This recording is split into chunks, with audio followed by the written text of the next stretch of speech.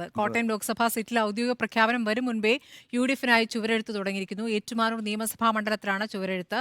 P J Joseph നേതൃത്വം നൽകുന്ന കേരള കോൺഗ്രസ് പ്രവർത്തകരാണ് ചുവരെഴുത്തിന് നേതൃത്വം നൽകുന്നത്.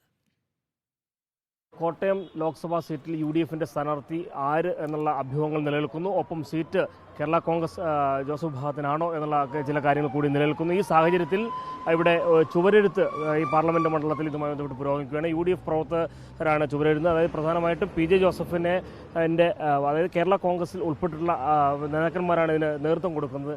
ഏതായാലും ഈ ഇതിനകത്ത് വലിയൊരു കാര്യം നിലനിൽക്കുകയാണ്. ഈ സീറ്റ് സംബന്ധിച്ചുള്ള ഔദ്യോഗിക പ്രഖ്യാപനം വന്നിട്ടില്ല.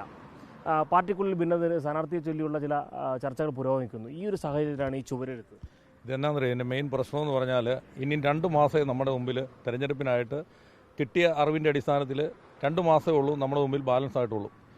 അതിന് നമ്മൾ ആദ്യം സ്ഥാനാർത്ഥിയെ പ്രഖ്യാപിച്ചു കഴിഞ്ഞാൽ ആദ്യത്തെ പരിപാടി, പ്രചരണത്തിൻ്റെ ആദ്യത്തെ പരിപാടി എന്ന നിലയ്ക്ക് ചുവരെഴുത്താണ് ഏറ്റവും പ്രധാനപ്പെട്ട കാര്യം.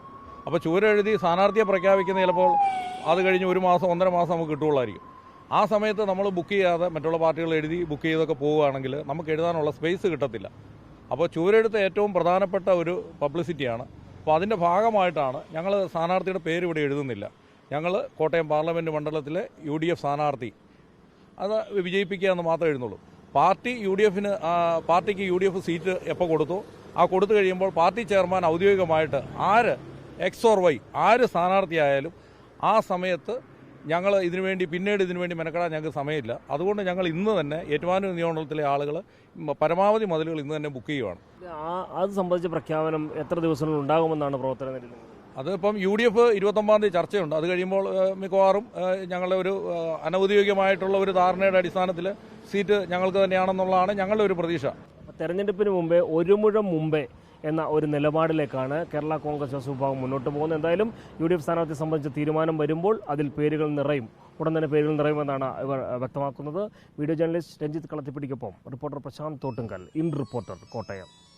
ചുമര് പിടിക്കുക എന്നുള്ള പരിപാടി അല്ല, ചുമര് പിടിക്കാൻ ബുക്ക് ചെയ്താൽ മതി സാധാരണഗതിയിൽ. പക്ഷേ ഇത് അതിനപ്പുറത്ത് അതായത് UDF സ്ഥാനാർത്ഥി എന്നാണ് എഴുതുന്നതെങ്കിലും കേരള കോൺഗ്രസ്സുകാരാണ് എഴുതുന്നത്. അതുകൊണ്ട് ഞങ്ങളത് ഉറപ്പിച്ചിരിക്കുന്നു എന്നുള്ളതാണ്. കോൺഗ്രസ്